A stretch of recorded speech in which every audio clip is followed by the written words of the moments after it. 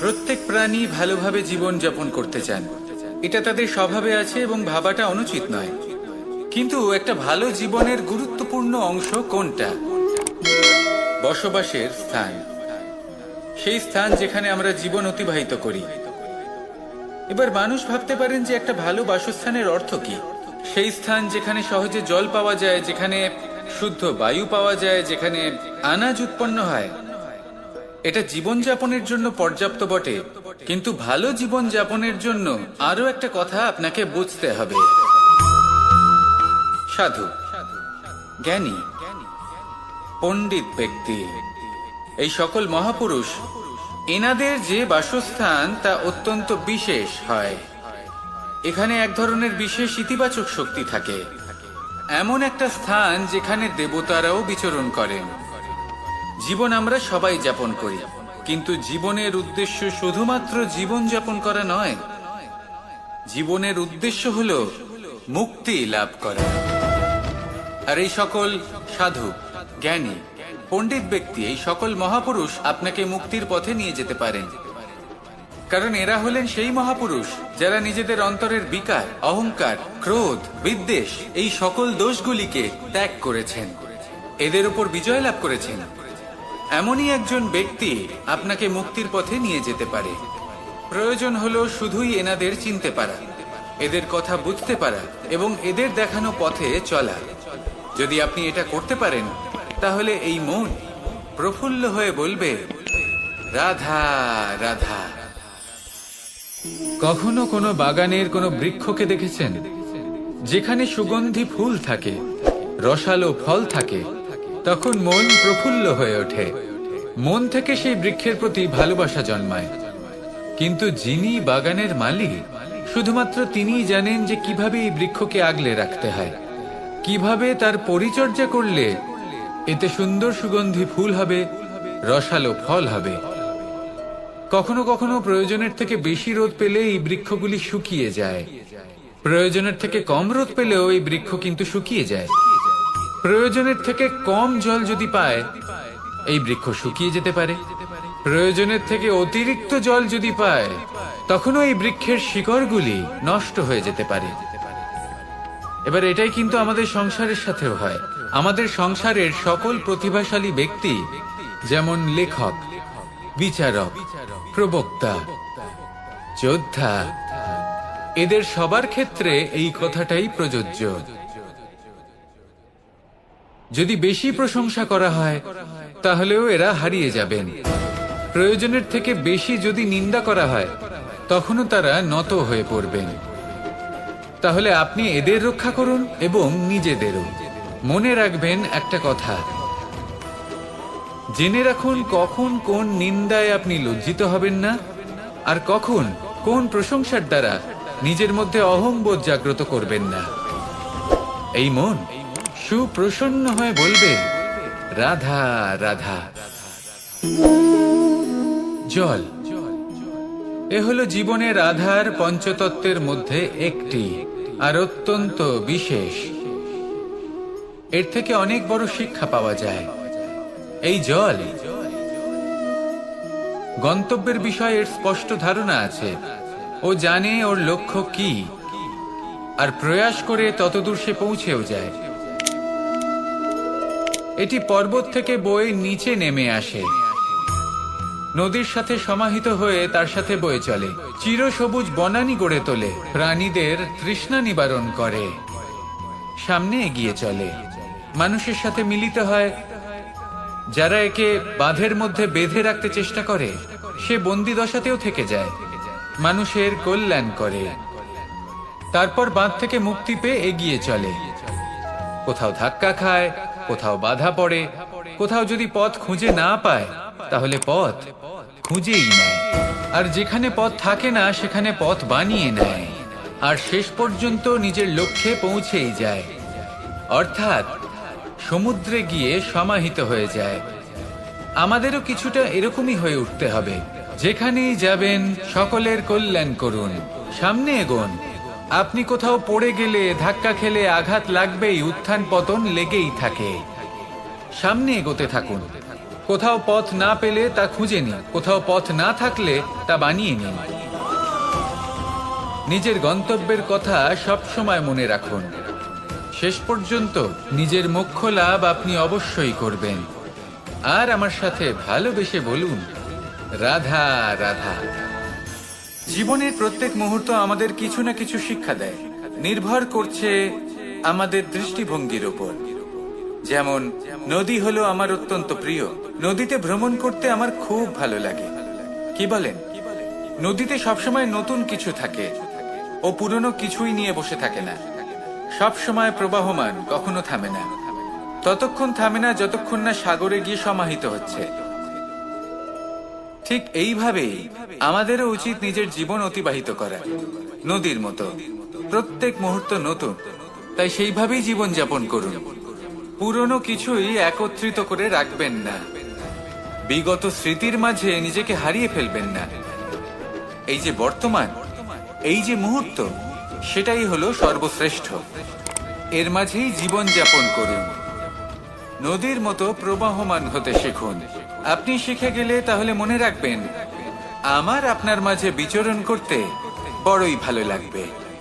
যে ব্যক্তি আনন্দের সাথে জীবনের প্রত্যেকটা মুহূর্ত অতিবাহিত করে কোনো চিন্তা ছাড়াই, প্রবাহমান হয়, কখনোই থামে না, যতক্ষণ না মুক্তি লাভ করছেন, এমন ব্যক্তির মধ্যেই রাধাকৃষ্ণ বসবাস করেন। তাহলে আসুন আমার সাথে ভালোবেসে বলুন, রাধা রাধা।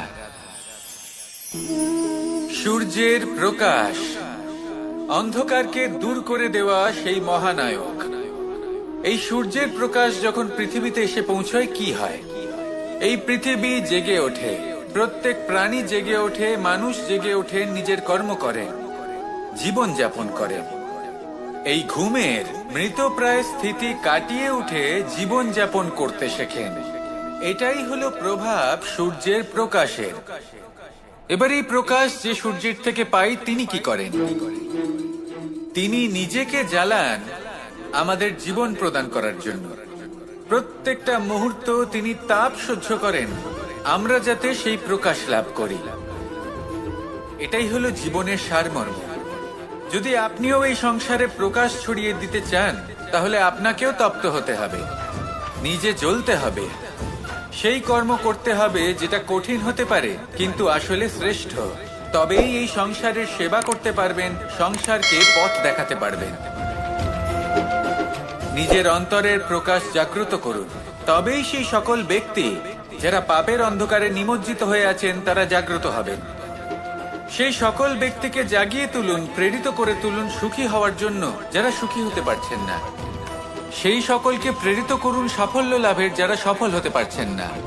নিজের অন্তরের সূর্যকে জাগ্রত করুন, চারিদিকে শুধু প্রকাশই প্রকাশ হবে, জীবনই জীবন থাকবে, আনন্দই আনন্দ থাকবে। আর এই মন বারবার প্রসন্ন চিত্তে বলে উঠবে, রাধা রাধা।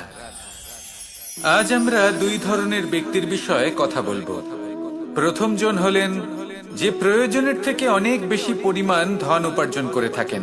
তার কাছে ততটা ধন থাকে যতটা তার প্রয়োজনও নেই, তারপরেও আরো ধন উপার্জন করতে চেষ্টা করতে থাকেন। সকল সম্ভব চেষ্টা করেন, সকল সম্ভব কর্ম করেন, তা সে উচিত কর্ম হোক বা অনুচিত, তাতে তাদের কিছুই যায় আসে না।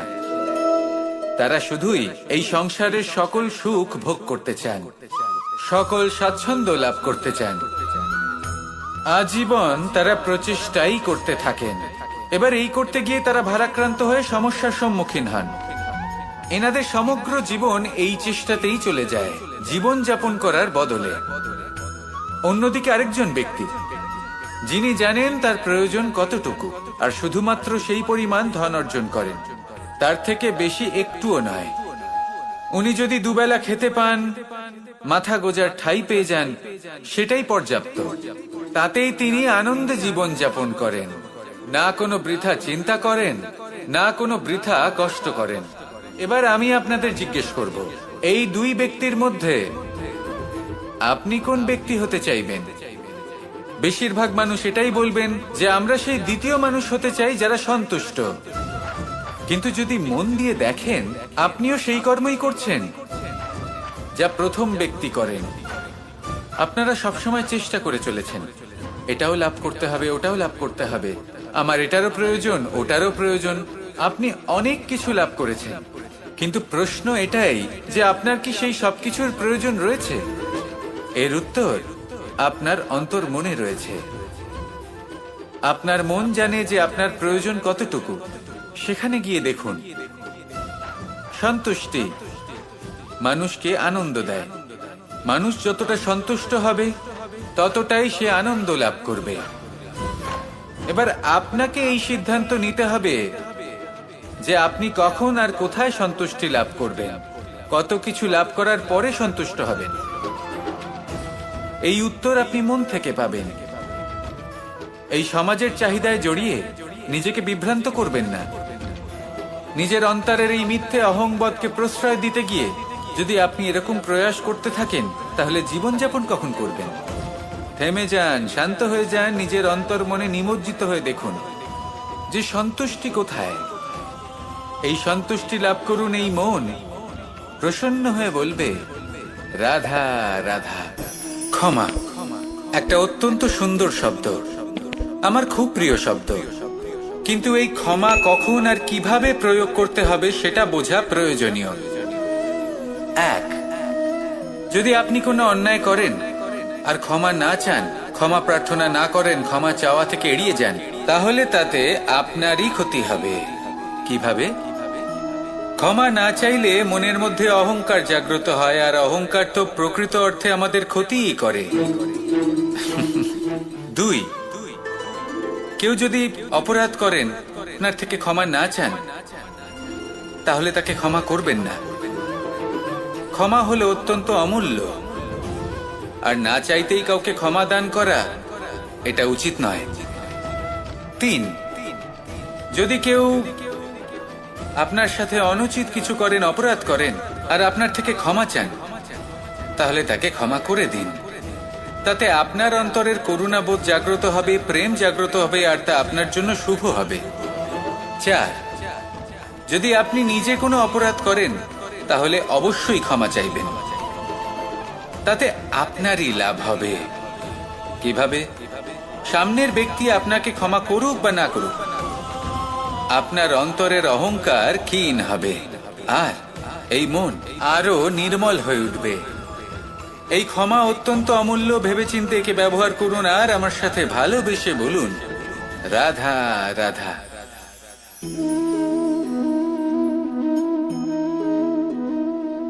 ভোজনের দ্বারাই শরীর পুষ্টি লাভ করে। ছোটবেলা থেকে আজ পর্যন্ত যাই আপনার ভোজন হয়ে থাকুক, যাই আপনার আহার হয়ে থাকুক, সেই অনুসারেই আপনার শরীর গঠিত হয়েছে। এই ভোজন অত্যন্ত গুরুত্বপূর্ণ, সেই জন্য এর প্রত্যেক অংশকে বোঝা খুব আবশ্যক। প্রথম অংশ, যে আমরা কি গ্রহণ করছি, এই ভোজন কোন স্থান থেকে আসছে সেটা বুঝুন। দ্বিতীয় অংশ, ভোজন কে বানাচ্ছেন। এই ভোজন সর্বশ্রেষ্ঠ তখনই হয় যখন মাতার হাতে তৈরি করা ভোজন হয়। কিন্তু যদি মাতার তৈরি করা ভোজন আপনি প্রাপ্ত নাও করতে পারেন, তাহলে সেই ব্যক্তির ভোজন তৈরি করা উচিত যিনি সাত্ত্বিক। তৃতীয় অংশ, কোন স্থানে আপনি ভোজন গ্রহণ করছেন। যে স্থানে আপনি ভোজন গ্রহণ করছেন তা সাত্ত্বিক হওয়া উচিত। তাহলে অত্যন্ত গুরুত্বপূর্ণ। এবং চতুর্থ সবথেকে গুরুত্বপূর্ণ অংশ, তা হলো এই ভোজন আপনি যার দ্বারা প্রাপ্ত করেছেন, যেখান থেকে প্রাপ্ত করেছেন, যে স্থানে বসে আপনি ভোজন গ্রহণ করছেন, তার প্রতি কৃতজ্ঞতা প্রকাশ করুন এবং ভোজন পূর্ণরূপে সমাপ্ত করুন। তবেই এই ভোজন আপনাকে সুখী জীবন দান করবে, সুস্থ শরীর দেবে, আর এই মন তা সুপ্রসন্ন হয়ে বলবে, রাধা রাধা। আমি এখানে একা এই বনে বসে আছি, বাঁশি বাজাচ্ছি। কার জন্য? কে আছেন এখানে? কেউ নেই। আমার প্রজা, আমার রাজ্য, আমার পরিবার আমার থেকে অনেক দূরে আছেন। আমি এখানে একা এই বনে বসে এই আকাশের এই রঙের, গাছের এই সব ফলের, মাটির সুবাসের আনন্দ উপভোগ করছি। কেন? আমি হলাম দ্বারকাধীশ। এমন কি রাজকীয় বা ভৌতিক সুখ রয়েছে যে আমি ওখানে পেতে পারি না? সবকিছুই পেতে পারি, তাও এখানে বনে একা বসে আছি। কোন সুখ খুঁজে চলেছি? একা থাকার সুখ। আমরা প্রত্যেকদিন অনেক মানুষের সাথে, চিন্তাধারার সাথে, কর্মের সাথে, পরিস্থিতির সাথে, সুখ দুঃখের দ্বারা বেষ্টিত থাকি। জীবনের এই চক্রে আমরা জড়িয়ে পড়তে থাকি। যতই আমরা এই সমস্যার সমাধান করি, আমরা ততই এতে জড়িয়ে পড়ি। আমরা এতটাই জড়িয়ে পড়ি যে যখন আমরা আয়নায় নিজেদের দেখি, তখন আমরা নিজেদের চিনতেই পারি না। এমন মনে হয় যেন আমরা নিজেদের হারিয়ে ফেলেছি। সেই জন্য প্রত্যেক দিন আপনি কিছু সময় নিজের সাথে কাটান একান্তে। এটা অত্যন্ত আবশ্যক। নিজের অস্তিত্বের গভীরে গিয়ে দেখতে শিখুন, নিজেকে বুঝুন। অদ্ভুত শান্তির অনুভূতি হবে। যেমন এই বায়ু, এই বৃক্ষ, এই পুষ্প, এই নিসর্গ, এদের মতো আপনিও কখনো একলা হতে শিখুন। কখনো নিসর্গের একটা অংশ হয়ে দেখুন। এই মন প্রসন্ন হয়ে বলবে, রাধা রাধা। বাহ! পুষ্পের সুবাস আমার খুব ভালো লাগে। অত্যন্ত সুন্দর হয় এই পুষ্প। এইভাবে চারিদিকে পুষ্প দেখে মন আনন্দিত হয়ে ওঠে। এবার আপনারা ভেবে দেখুন, আমার চারিদিকে পুষ্প নয়, আগুন আছে। তাহলে কি হবে? আমার শরীর কি জ্বলে যাবে না? অবশ্যই জ্বলবে। শরীরকে কি আগুনের তাপ সহ্য করতে হবে না? অবশ্যই সহ্য করতে হবে। এটাই হলো প্রকৃতির নিয়ম। এই নিয়ম কিন্তু আমরা সবাই জানি, কিন্তু আমাদের মধ্যে বেশিরভাগ মানুষ এই বিভ্রান্তি নিয়ে বাঁচি যে এই যে প্রকৃতির নিয়ম, তা আমার উপর প্রযোজ্য নয়। তা কিন্তু নয়। আমাদের চতুর্দিকে এই যে নিসর্গ রয়েছে, আমরা তার কতটা ক্ষতি করি সেটা একবার ভেবে দেখুন। আমরা বনাঞ্চল জ্বালিয়ে দিই, বায়ু দূষিত করি, জল দূষিত করি, প্রাণীদের হত্যা আমরা করি। কেন? এই নিসর্গ আমরা নষ্ট করি, যদিও আমরা জানি যে আমরাও হলাম এই নিসর্গেরই অংশ। এবার দেখুন, শরীরের কোনো অংশে যদি আগুন ধরান, আস্তে আস্তে সমস্ত শরীরও জ্বলে যাবে। সেইভাবেই নিসর্গ যদি নষ্ট হয়ে যায়, তাহলে মনুষ্য জাতিও নষ্ট হয়ে যাবে। তাই এই যে নিসর্গ আপনি দেখছেন, এই পুষ্প, এই বৃক্ষ, বায়ু, জল, এদের সকলকে রক্ষা করুন, নষ্ট নয়। মনে রাখবেন, যদি নিসর্গ থাকে মানুষ থাকবে, যদি নিসর্গ থাকে তাহলেই জীবন থাকবে। আসুন আমার সাথে ভালোবেসে বলুন, রাধা রাধা। এ হলো গোলাপ ফুল। একে আমরা সকলেই চিনি। সমগ্র সংসার ভালোবাসে এই পুষ্পকে। এই ফুল দেখতেও সুন্দর। সবথেকে বেশি গুরুত্বপূর্ণ কথা হলো এর সুগন্ধ, যা দূর দূরান্ত থেকে ব্যক্তিদেরকে আকৃষ্ট করে। এই সুন্দর পুষ্প একটু মন দিয়ে দেখলেই দেখা যায় এর নিচে কাঁটা রয়েছে। এই সংসার বলে, এ প্রকৃতির কেমন রচনা, এত কোমল পুষ্প, এটা কি তীক্ষ্ণ কাঁটা সহ প্রস্ফুটিত হয়? এটাই হলো জীবনের সত্য। আমাদের অন্তরের সদ্গুণ, সেগুলিও এই ফুলের মতোই সুন্দর। সংসার এর সৌন্দর্য দেখতে পায়, এর সুগন্ধ চতুর্দিকে ছড়িয়ে পড়ে। কিন্তু এই সদ্গুণ জাগ্রত করে তোলার জন্য কঠোর পরিশ্রম করতে হয়, প্রতিনিয়ত চেষ্টা করে যেতে হয়। তাই জন্য যদি আপনি জানেন আপনার পথ উচিত, কিন্তু তা কাঁটায় পরিপূর্ণ, তাহলে থামবেন না, চলতে থাকুন। একবার যদি অন্তরের সদ্গুণ জাগ্রত হয়, তাহলে এই সংসার এই সৌন্দর্য দেখবে আর সুগন্ধে আকর্ষিত হয়ে আপনার কাছে আসবে। এই মন, এই জীবন প্রসন্ন হয়ে বলবে, রাধা রাধা। আমাদের গৃহে অনেক কক্ষ রয়েছে, কিন্তু এমন কি আছে যে একটাই থাকে? আমাদের গৃহের দ্বার। এমন কেন হয়? অনেক দ্বার তো থাকতেই পারে। ভেবে দেখুন, একটা বিশাল ভবন রয়েছে, তার চতুর্দিকে অনেক দ্বার আছে। ভালোই হবে, যাতায়াত করতে সুবিধা হবে, কিন্তু এমন আমরা কেন করি না? এবার আপনি বলবেন যে এটার উত্তর তো সহজ, যতগুলো দ্বার থাকবে ততজন দ্বারপালও থাকবে। কে কখন কোথা থেকে আসবে, কোথায় চলে যাবে সেদিকে খেয়াল থাকবে না, চুরির সম্ভাবনাও বেড়ে যাবে। যাক, এই বিষয়ে অন্তত আপনি বোঝেন। সেই জন্য আপনার গৃহে একটাই দ্বার রয়েছে, কিন্তু আপনার মনের বিষয় কি জানেন? আপনার মনেও কি কোনো দ্বার আছে? নেই। তার মানে যে কোনো ব্যক্তি যেখান থেকে খুশি আসতে পারে, আর আপনার মনে যা খুশি প্রবেশ করিয়ে চলে যেতে পারে। কোনো বাধার সম্মুখীন না হয়ে কোনো ব্যক্তি আপনার মনে যা কিছু প্রবেশ করিয়ে চলে যাবে, তা সে আমাদের পক্ষে শুভ হোক, অশুভ হোক বা যতই ঘাতক হোক না কেন। সেই ভাবনা হতে পারে বাসনাময়, ক্রোধে পরিপূর্ণ, মতভেদে পরিপূর্ণ, বিদ্বেষ বা অহংকারে পরিপূর্ণ, বা কোনো ব্যর্থ ভাবনা হতে পারে। বিশ্বের যে কোনো ভাবনা মনে এসে বসবাস করতে পারে। এবার মনে যা ভাবনা থাকবে, মন সেটাই অনুভব করবে। নেতিবাচক ভাবনা যদি মনে ঘর করে, মন সুখ অনুভব কি করে করবে? সেই জন্য আবশ্যক হলো মনের মাঝে ইতিবাচক সত্তার দ্বার গড়ে তোলা। অর্থাৎ কোনো ভাবনা যদি আসে এবং ইতিবাচক হয়, তাহলে তাকে মনে প্রবেশ করতে দিন। যদি তা আপনাকে আর্থিক, সামাজিক, পারিবারিক, আধ্যাত্মিক লাভ দেয়, তাহলে তাকে প্রবেশ করতে দিন। যদি না দেয়, যদি তা নেতিবাচক ভাবনা হয়, তাকে দ্বার থেকেই আবার ফিরিয়ে দিন। যত শুভ চিন্তায় থাকবে এই মন, ততই শুভ হবে আপনার জীবন। আর এই মন সুপ্রসন্ন হয়ে বলবে, রাধা রাধা।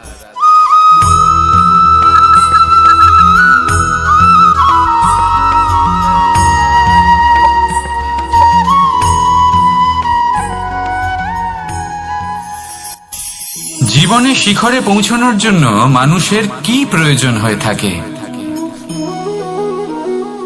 সিঁড়ির। কিন্তু তাও প্রত্যেক মানুষ, প্রত্যেক ব্যক্তি শিখরে পৌঁছতে পারেন না। এর কারণ কি?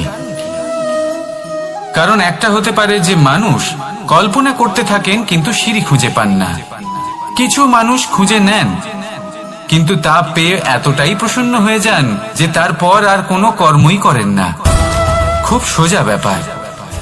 অনেক মানুষ সিঁড়ি খুঁজে পান না, আর যদি পেয়েও যান, তাও যতক্ষণ না তাতে চড়ছেন, সেই শিখরে পৌঁছবেন কি করে?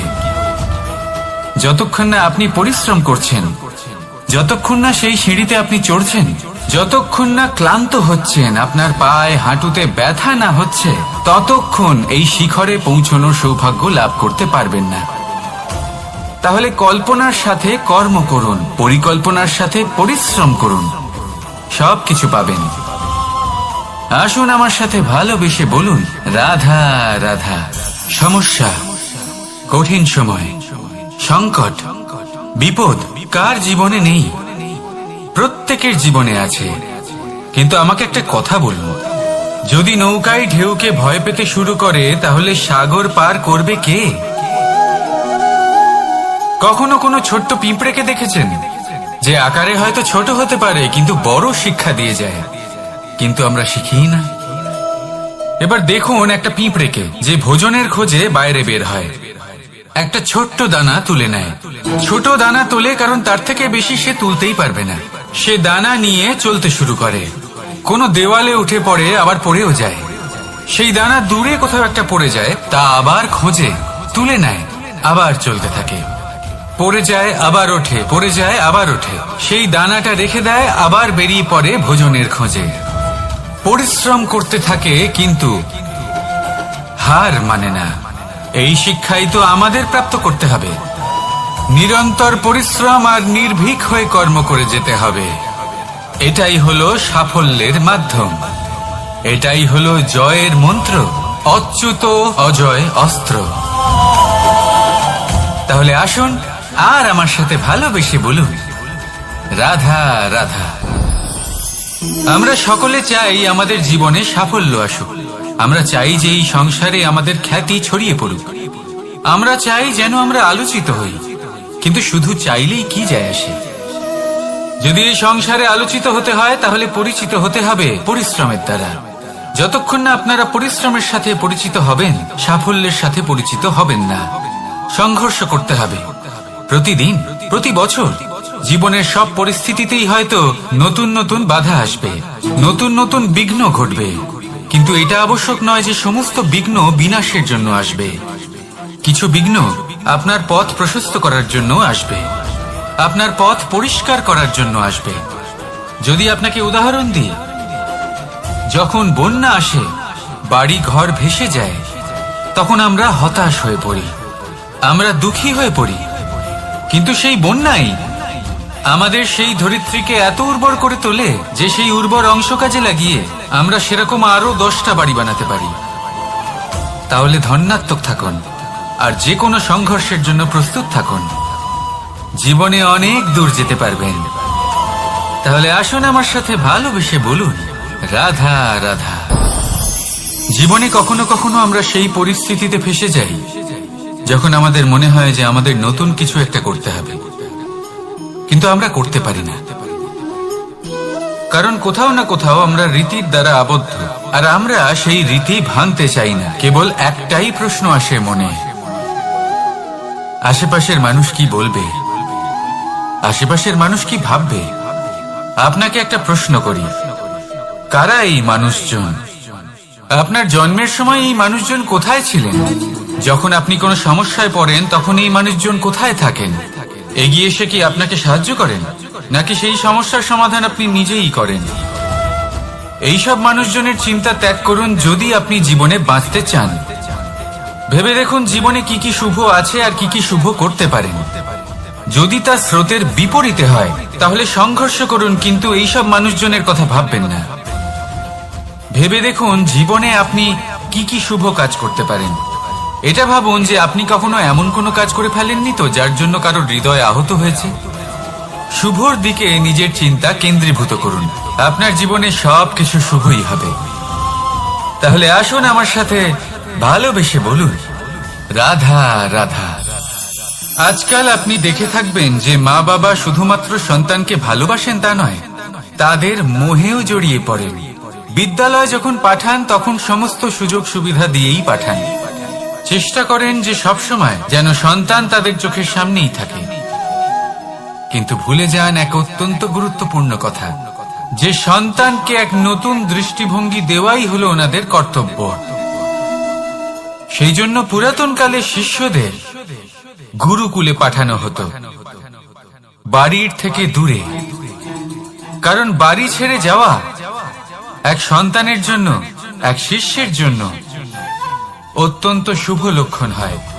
যখন সে বাড়ির থেকে দূরে, গৃহস্থের থেকে দূরে থাকবে, তখন এই সংসারকে সে এক নতুন দৃষ্টিভঙ্গি দিয়ে দেখবে, পরখ করবে, বুঝতে পারবে, আর সবকিছু নিজে থেকেই শিখে যাবে। শিখে যাবে কখন আক্রমণ করতে হয়, কখন পিছু হটতে হয়, কিভাবে এই সংসারের সম্মুখীন হতে হয়। আর এটা আপনার দৃষ্টি ওকে শেখাতে পারবে না, ওর অভিজ্ঞতা ওকে শেখাতে পারবে। তাই মনে রাখবেন, যদি আপনি চান যে আপনার সন্তানের বিকাশ হোক, তাহলে অনেক সময় ওকে নিজের থেকে দূরে নিয়ে যেতে হয়। যদি মোহে আবদ্ধ থাকেন তাহলে ওর বিকাশ কখনোই হবে না। তাহলে আসুন আমার সাথে ভালোবেসে বলুন, রাধা রাধা। কখনো কখনো মানুষ মনে করেন যে সে নিজেই সব থেকে বেশি শক্তিশালী, তিনি হলেন জ্ঞানী। দেখুন, এটা ভালো ব্যাপার যে আপনার মধ্যে শক্তি আছে, জ্ঞান আছে, আর এটা শুধু আপনার জন্য নয়, এই সমস্ত সমাজের জন্য, দেশের জন্য, সমগ্র পৃথিবীর জন্য অত্যন্ত আবশ্যক। কিন্তু এই কথাটাও বোঝা অত্যন্ত আবশ্যক যে এই জ্ঞান যেন কখনো অহংকার না হয়ে ওঠে। যখন মানুষের মধ্যে জ্ঞান থাকে তখন সে রাম হয়ে ওঠে। রাম, যিনি সমুদ্রের বুকে সেতু বানিয়েছিলেন, বানর সেনার দ্বারা রাক্ষস রাজকে পরাজিত করেছিলেন, আর চিরকালের জন্য সবার কাছে আদর্শ হয়ে উঠেছিলেন। আর যদি মানুষের মনে অহংকার জন্মায় তাহলে সে রাবণ হয়ে ওঠে। দেশে বিদেশে যতই খ্যাতি থাকুক না কেন, সে রাক্ষস হয়ে ওঠে, নিজের সাথে সাথে সমস্ত কুলের বিনাশ করে বসে। এবার জ্ঞান নাকি অহংকার, আপনার কি চাই সেই সিদ্ধান্ত আপনার, আর আপনার এই সিদ্ধান্তই নিশ্চিত করবে যে আপনার কর্ম কি হবে। আর আপনার এই কর্মই নিশ্চিত করে দেবে আপনার প্রারব্ধ কি হবে। তাহলে শুভ কর্ম করুন আর আমার সাথে ভালোবেসে বলুন, রাধা রাধা। কোনো বাগানের কোনো বৃক্ষকে দেখেছেন যেখানে সুগন্ধি ফুল থাকে, রসালো ফল থাকে, তখন মন প্রফুল্ল হয়ে ওঠে, মন থেকে সেই বৃক্ষের প্রতি ভালোবাসা জন্মায়। কিন্তু যিনি বাগানের মালিক, শুধুমাত্র তিনিই জানেন যে কিভাবে এই বৃক্ষকে আগলে রাখতে হয়, কিভাবে তার পরিচর্যা করলে এতে সুন্দর সুগন্ধি ফুল হবে, রসালো ফল হবে। কখনো কখনো প্রয়োজনের থেকে বেশি রোদ পেলে এই বৃক্ষগুলি শুকিয়ে যায়, প্রয়োজনের থেকে কম রোদ পেলেও এই বৃক্ষ কিন্তু শুকিয়ে যায়। প্রয়োজনের থেকে কম জল যদি পায়, এই বৃক্ষ শুকিয়ে যেতে পারে। প্রয়োজনের থেকে অতিরিক্ত জল যদি পায়, তখনও এই বৃক্ষের শিকড়গুলি নষ্ট হয়ে যেতে পারে। এবার এটাই কিন্তু আমাদের সংসারের সাথেও হয়। আমাদের সংসারের সকল প্রতিভাশালী ব্যক্তি, যেমন লেখক, বিচারক, প্রবক্তা, যোদ্ধা, এদের সবার ক্ষেত্রে এই কথাটাই প্রযোজ্য। যদি বেশি প্রশংসা করা হয়, তাহলেও এরা হারিয়ে যাবেন। প্রয়োজনের থেকে বেশি যদি নিন্দা করা হয়, তখনও তারা নত হয়ে পড়বেন।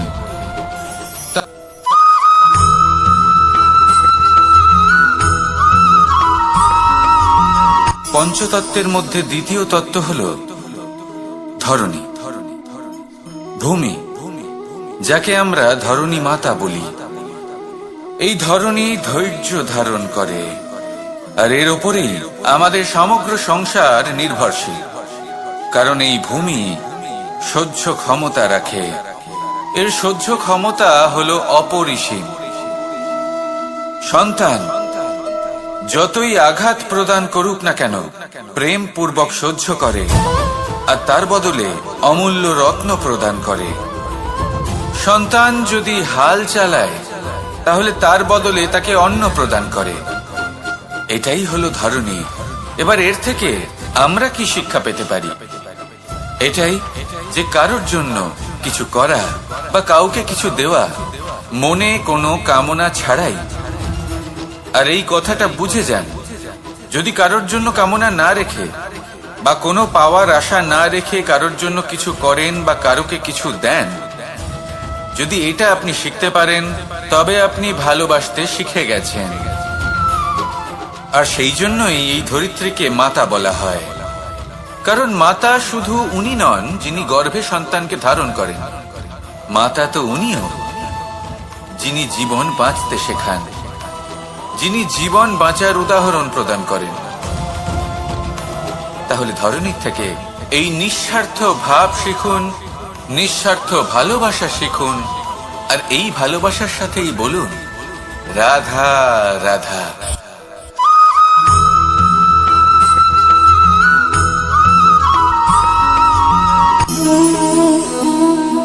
নিয়তি।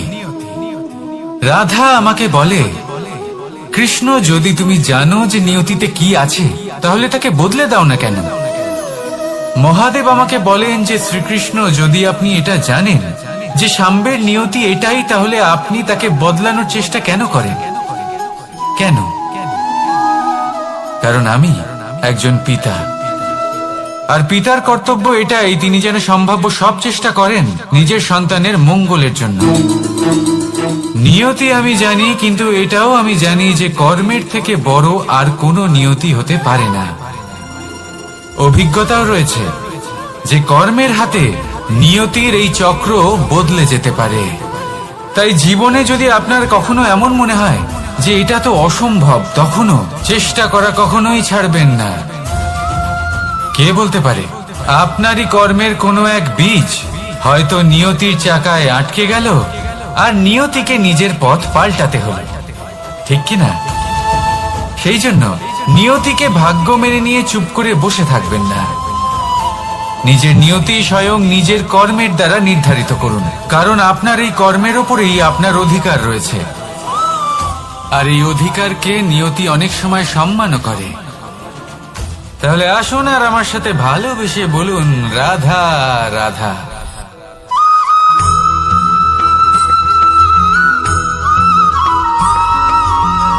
মানুষ ভাবেন যে ধন অর্জন করা হলো অত্যন্ত গুরুত্বপূর্ণ। তিনি আজীবন ধন অর্জন করতে থাকেন, ধন অর্জন করার চেষ্টা করতে থাকেন। সে যাই হয়ে যাক না কেন, পরিশ্রম করতে থাকেন। স্বাস্থ্যের দিকে নজর দেন না, না উচিত সময় খাবার খান, না উচিত সময় ঘুমোতে যান, না পর্যাপ্ত সময় পর্যন্ত ঘুমন, কিছুই না। ধন অর্জন করতেই থাকেন, করতেই থাকেন। আর কিছু সময় পরে যখন তিনি অসংখ্য ধন লাভ করে ফেলেন, তখন তার সাথে ওনার শরীরে অনেক রোগ বাসা বাঁধে। এইসব রোগের উপচার করতে করতে সেই সমস্ত ধন যা উনি অর্জন করেছেন তা তিনি ব্যয় করে ফেলেন। শেষ পর্যন্ত কি হয়? আমরা যেভাবে এসেছি ঠিক সেইভাবেই ফিরে যাই, ধন এখানেই থেকে যায়। দেখুন, একটা অত্যন্ত গুরুত্বপূর্ণ কথা রয়েছে যে আপনার বোঝা উচিত। এই যে ধন, তার ব্যবহার করুন জীবনকে আরো ভালো করে তোলার জন্য। ধনের সদ্ব্যবহার করা উচিত, এমন যেন না হয় এই ধন আপনাকে ভোগ করে ফেলে। এই জীবনকে নিশ্চিত রূপে আরো শ্রেষ্ঠ করে তুলুন। কিন্তু এই ধন অর্জন করার এই প্রক্রিয়াতে নিজের সারা জীবনকে নষ্ট করে ফেলবেন না। এই জীবন উপভোগ করতে শিখুন। আর আমার সাথে ভালোবেসে বলুন, রাধা রাধা।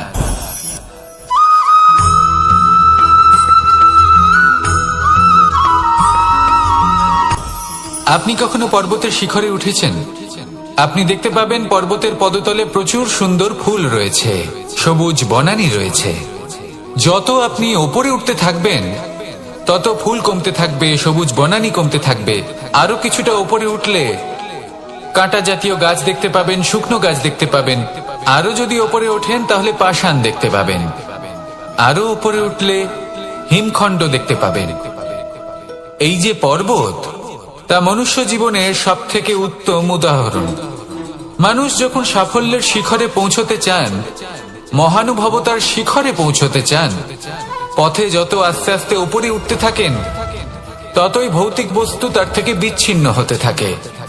যদি তিনি সেই ভৌতিক বস্তুগুলি ত্যাগ না করতে পারেন তাহলে কখনোই সেই স্থানে পৌঁছতে পারবেন না। আর মানুষ যদি উচিত ত্যাগ করতে পারেন, পথে অগ্রসর হতে থাকেন, এগোতে থাকেন, তাহলে একদিন না একদিন তিনি মহানুভবতার, জ্ঞানের, সাফল্যের হিমের স্বাদ অবশ্যই লাভ করবেন। মনে রাখবেন, মানব জীবনে ত্যাগ হলো অত্যন্ত গুরুত্বপূর্ণ অংশ। আসুন আমার সাথে ভালোবেসে বলুন, রাধা রাধা।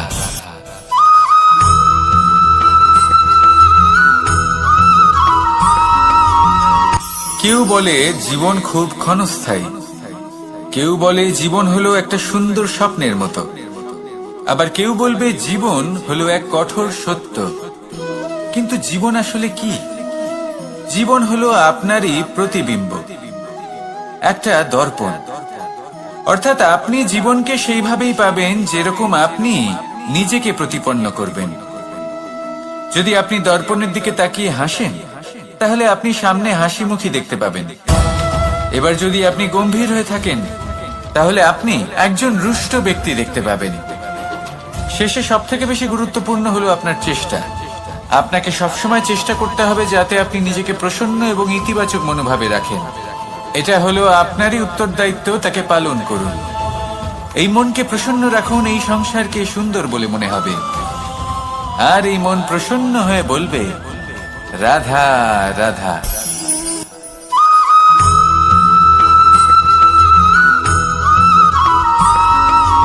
আমাদের শরীর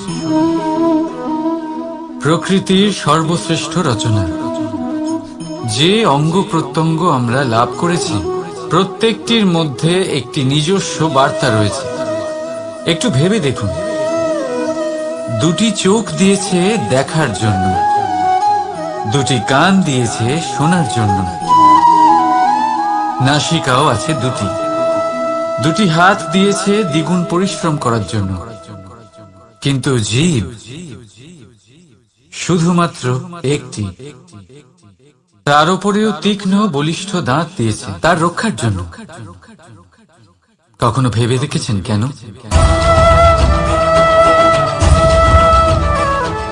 কারণ শব্দ আর শব্দের প্রয়োগ মানুষের সবচেয়ে বড় অস্ত্র। যার প্রয়োগ যত ভেবেচিন্তে করা যায়, মানুষ তার জীবনে ততটাই উপরে উঠতে পারে। তাহলে মনে রাখুন,